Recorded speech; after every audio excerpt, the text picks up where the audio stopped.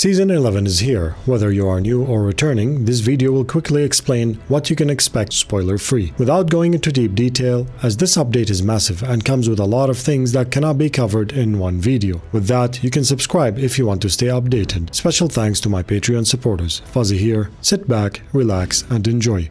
The headline feature of this update is that the Quests tab is gone. Voyages have now changed from being player-bound into ship-bound. You cannot buy them from NPCs anymore. This means you can go to the voyage table and choose any voyage you have already unlocked, and that depends on your faction level, which also means that Captain Voyages are also gone. You can unlock them by claiming your promotions from the new promotion tab by any of your NPCs. You dive into the location once you vote for it from the table. Diving will leave your loot behind, except storage crates, emissary flags, and resources.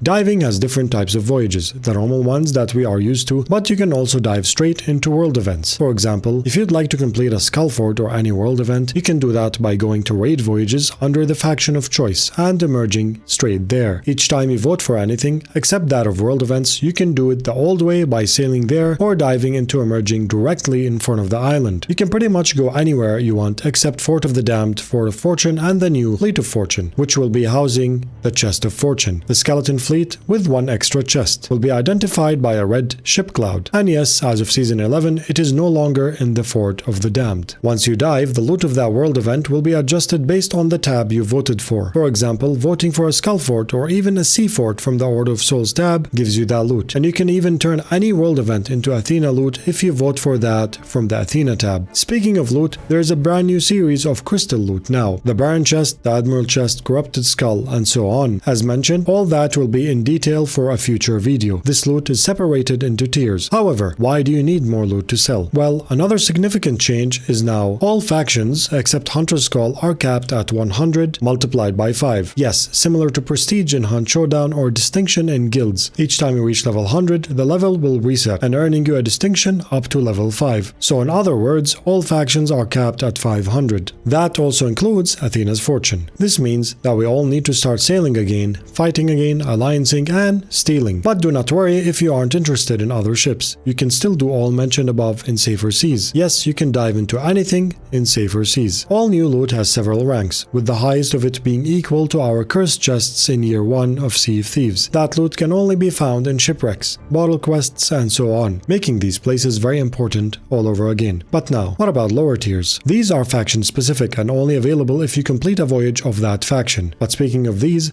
what about the emissary quests that you can get at level 5 emissary flag? These have changed significantly. All the loot you get from these quests is now the new crystal treasure. However, you cannot stack emissary quests anymore. Once you reach level 5, you cannot downvote your flag, raise it again, and acquire another one like we used to. If you redeemed your emissary quest, downvoting the flag will also remove your emissary voyage. Even though it might seem like a negative thing at first, let's face it, we had way too much loot stacking emissaries. In addition, now you can find any of the loot you want in any world event that you vote for, compensating for that emotional damage. Most importantly, do not sleep on these random skeleton captains. They now drop the King's Wrath bounty skull worth 5,000 gold. Whether new or experienced, you will always find someone to sail with in our family-friendly Discord of more than 26,000 pirates ready to set sail. Link in the description below. Phuzzy here, thank you for your time.